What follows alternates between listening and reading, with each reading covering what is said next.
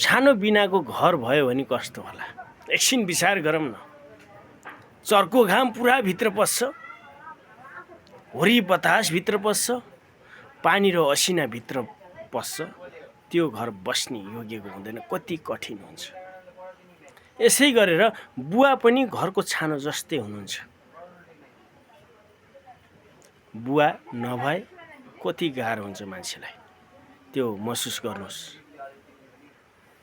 यस कारणले गर्दाखेरि जवान छोराले जवान छोरीले बुवा र आमाको कुरा सुन्न पर्छ, ज्ञान बुद्धिका कुराहरू मनन गर्न पर्छ। जब जवान छोरो जवान छोरी बन्छन्, साथीको कुरा चाहिँ राम्रो लाग्छ, तर बुवा र आमाको कुरा राम्रो लाग्दैन।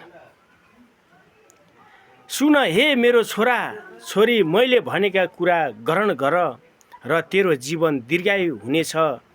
म तँलाई बुद्धिको बाटो सिकाउनेछु र ठिक बाटोमा डोर्याउनेछु।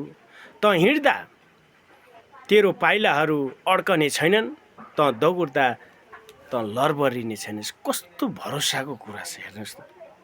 बाइबलको हितोपदेश 4को 10, 11, 12 पदमा यस्तो कुरा सिकाउनुहुन्छ। बुवाको कुरा, आमाको कुरा जवान छोराले छोरीले सुन्नुपर्छ।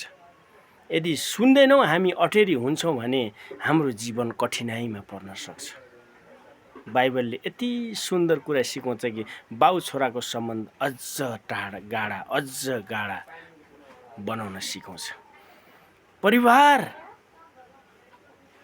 असल भएको चाहिँ परमेश्वर देख्न चाहनुहुन्छ।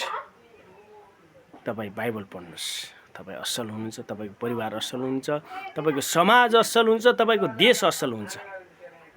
मेरो यो चाहिँ भनाइ नै हो। बाइबलले यही कुरा बताउँछ। हस्, धन्यवाद।